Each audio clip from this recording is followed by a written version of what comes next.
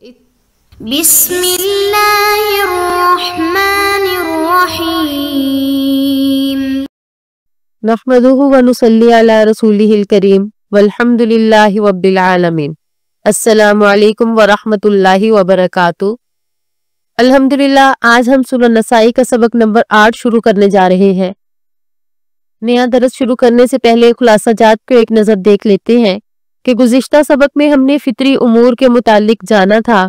آج کے سبق میں بھی ہم فطری امور کے بارے میں پڑھیں گے اور اس کے علاوہ مونچھیں تراشنے اور داڑھی کو بڑھانے کے بارے میں حدیث اور اس کے بارے میں تفصیل پڑھیں گے۔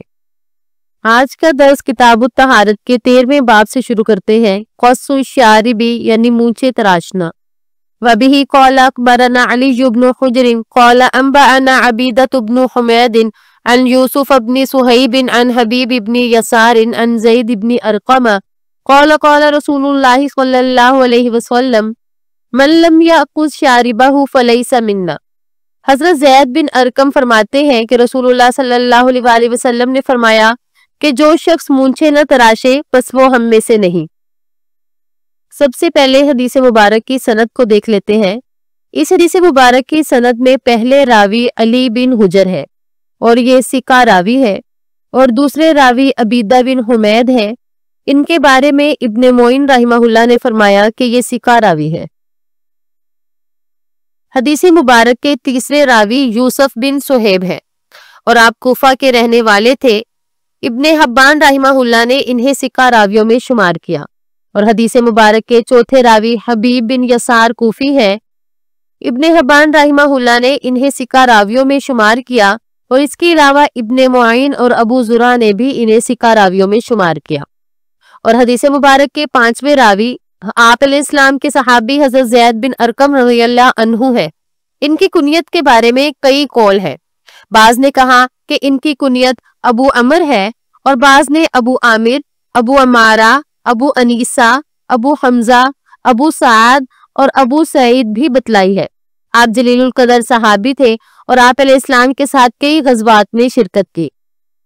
حدیث مبارک کی سند سے فارغ ہو کے اب ہم بڑھتے ہیں حدیث مبارک کے متن کی طرف۔ مونچھیں کاٹنا بھی فطری امور میں سے ہے، اگرچہ یہ بلوغت کی علامت ہے، اس سے بچے اور بڑے میں تمیز ہوتی ہے۔ شریعت مطہرہ نے مونچھوں کو کاٹنے کا حکم دیا، اس کے کئی فوائد ہوں گے۔ ایک وجہ تو یہ بھی ہے کہ بالائی ہونٹ سے نیچے مونچھوں کو کاٹنا عقلی تقاضا بھی ہے، کیونکہ یہ منہ کے برابر ہوتی ہیں اور زیادہ بڑی ہو جائیں تو یہ کھانے پینے کی چیزوں کو لگتی ہیں، اس سے یہ خود بھی آلودہ ہوتی ہیں، اور یہ آلودہ چیزیں ہمارے پیٹ میں جاتی ہیں تو یہ بیماریوں کا سبب بنتی ہیں۔ اسی لیے شریعت اسلامیہ کا یہی حکم ہے کہ مونچھوں کو کاٹ دیا جائے۔ البتہ مونچھوں کے کنارے جو داڑھی سے مل جائیں یہ بغیر کاٹے رکھے جا سکتے ہیں۔ اس حدیث مبارک میں مونچھوں کے تراشنے کے بارے میں فرمایا گیا، اور بعض روایات میں مونچھوں کے مونڈنے کا ذکر ہے۔ تو اس بات میں علماء کا اختلاف ہے کہ مونچھوں کا کاٹنا یا مونچھوں کو مونڈنا، ان میں سے افضل چیز کیا ہے۔ بہرحال اس بات میں اتفاق ہے کہ یہ دونوں ہی کام جائز ہیں، افضلیت میں اختلاف ہے۔ ہم نے جو روایات پڑھی اس میں آپ علیہ السلام نے 5 فطری امور کا ذکر کیا، جبکہ مسلم شریف کی حدیث مبارک ہے جس میں آپ علیہ السلام نے 10 فطری امور کا ذکر کیا۔ تو ان احادیث کا آپس میں کوئی تضاد نہیں، کیونکہ آپ علیہ السلام کا بیان کرنے کا مقصد یہ نہیں ہے کہ وہ فطری امور کی حد بیان کر رہے ہیں، بلکہ مقصد یہ ہے کہ فطری امور میں سے یہ امور بھی ہے۔ کسی جگہ آپ نے 5 کا تذکرہ کیا اور کہیں آپ نے 10 کا ذکر کیا۔ اب ہم اگلا باب شروع کرتے ہیں۔ التوقیت فی ذالک یعنی ان کاموں کے لیے مدت کا تعین۔ وبہ قال اخبرنا قتیبۃ قال حدثنا جعفر وابن سلیمان عن ابی عمران الجونیجی عن انس بن مالک قال وقت لنا رسول اللہ صلی اللہ علیہ وسلم فی قص الشارب وتقلیب الاظفار وحلق العانۃ ونتف الابط الا نترک اکثر من 40 یوما وقال مرۃ اخرى 40 لیلہ۔ حضرت انس بن مالک رضی اللہ عنہ سے روایت ہے کہ رسول اللہ صلی اللہ علیہ وسلم نے مونچھوں کے کاٹنے، ناخن تراشنے، زیر ناف کے بال مونڈنے اور بغلوں کے بال اکھیڑنے کے لیے یہ مدت مقرر کی کہ ہم 40 دن سے زائد نہ گزرنے دیں، اور ایک دفعہ راوی نے 40 رات کہا۔ حدیث مبارک کے پہلے راوی قتیبہ بن سعید ہے، ان کا تذکرہ پہلے ہو چکا، اور دوسرے راوی جعفر بن سلیمان ہے، ان کے بارے میں ابن معین رحمہ اللہ نے فرمایا کہ یہ ثقہ راوی ہے۔ حدیث مبارک کے تیسرے راوی عبد الملک ہیں، ابن معین رحمہ اللہ نے ان کے بارے میں بھی فرمایا کہ یہ ثقہ راوی ہے، اور چوتھے راوی انس بن مالک رضی اللہ عنہ ہے، ان کا تذکرہ پہلے ہو چکا۔ اب ہم بڑھتے ہیں اس حدیث مبارک کے متن کی طرف۔ اس حدیث مبارک میں راوی نے ایک جگہ فرمایا 40 یومن اور دوسری جگہ 40 لیلتن فرمایا۔ دن اور رات ایک دوسرے کو لازم ہے، لہٰذا دن کہا جائے یا رات اس سے کوئی فرق نہیں پڑتا۔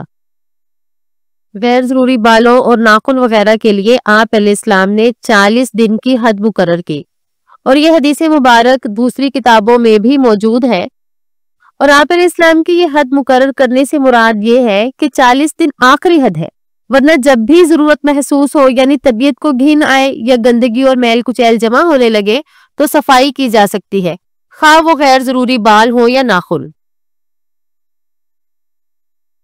اب ہم بڑھتے ہیں اگلے باب کی طرف، احفاء الشارب و ایفاء اللحى، یعنی مونچھیں ختم کرنا اور داڑھی رکھنا۔ وبه قال اخبرنا عبید اللہ بن سعید قال حدثنا یحییٰ هو ابن سعید عن عبید اللہ اخبرنی نافع عن ابن عمر عن النبی صلی اللہ علیہ وسلم قال اعفوا الشوارب و اعفوا اللحى۔ حضرت عبداللہ بن عمر رضی اللہ عنہ سے روایت ہے کہ رسول اللہ صلی اللہ علیہ وآلہ وسلم نے فرمایا، مونچھیں خوب منڈواؤ اور داڑھی بڑھاؤ۔ اس حدیث مبارک کے پہلے راوی عبید اللہ بن سعید ہے، اور ابن حبان رحمہ اللہ نے انہیں ثقہ راویوں میں شمار کیا، اور دوسرے راوی یحییٰ بن سعید ہیں جن کا تذکرہ گزر چکا۔ اس حدیث مبارک کے تیسرے راوی عبید اللہ بن عمر بن حفص ہے، امام نسائی رحمہ اللہ نے انہیں ثقہ راویوں میں شمار کیا، اور حدیث مبارک کے چوتھے راوی نافع ان کا تذکرہ ہو چکا، اور پانچویں عبداللہ بن عمر ہے، ان کا ذکر بھی ہم نے حدیث نمبر 12 کے تحت کر لیا۔ اس حدیث مبارک میں آپ علیہ السلام نے اعفوا الشوارب یعنی مونچھیں خوب منڈواؤ کے الفاظ ذکر کیے، جبکہ اس سے پہلے والی روایات میں مونچھوں کے کاٹنے کا ذکر ہے۔ بعض حضرات نے کہا کہ یہاں مبالغہ مقصود ہے، اور بعض حضرات یہ بھی کہتے ہیں کہ دونوں طریقے جائز ہیں، اسی لیے آپ علیہ السلام نے کہیں مونچھیں تراشنے کے بارے میں فرمایا اور کہیں منڈوانے کے بارے میں۔ امام مالک رحمہ اللہ نے مونچھوں کے مونڈنے کو ناپسند کیا، ان کے نزدیک مونچھوں کا تراشنا زیادہ افضل ہے۔ آپ علیہ السلام نے حدیث مبارک میں داڑھی کو بڑھانے کا حکم دیا۔ داڑھی کی بہت زیادہ اہمیت ہے، سب سے بڑھ کر تو یہ کہ آپ علیہ السلام کی سنت ہے، اور یہ مردوں کا فطرتی حسن ہے اور اسلام کے شعائر میں داخل ہے۔ اس کے علاوہ داڑھی مرد کی خصوصیت ہے، اسے مونڈنا عورت کی مشابہت ہے جو کہ حرام ہے۔ آج کے سبق کو ہم یہیں پہ مکمل کرتے ہیں۔ الحمدللہ آج کے سبق میں ہم نے مونچھوں کے بارے میں تفصیل سے جانا، اور اسی طرح داڑھی بڑھانے کے بارے میں بھی پڑھا۔ امید ہے کہ آپ کو آج کا سبق اچھے سے سمجھ آ گیا ہوگا۔ اگلے سبق تک کے لیے اجازت چاہوں گی۔ السلام علیکم ورحمۃ اللہ وبرکاتہ۔